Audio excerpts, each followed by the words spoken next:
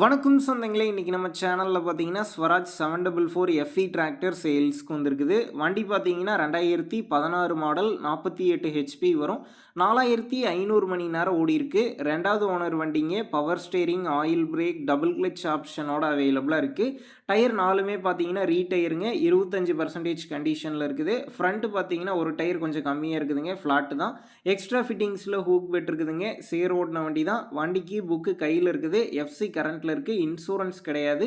3 வருஷத்து டேக்ஸ் பெண்டிங்கில் இருக்குதுங்க. நம்ம சேனலில் உங்களுடைய விவசாய கருவிகளை சேல் பண்ணணும்னு நினச்சிங்கன்னா நம்ம சேனல் எபோட் பேஜில் என்னுடைய கான்டாக்ட் நம்பர் இருக்குது. நீங்கள் என்ன நேரடியாக தொடர்பு கொண்டு உங்களுடைய விவசாய கருவிகளை நம்ம சேனலில் சேல் பண்ணிக்கலாம்.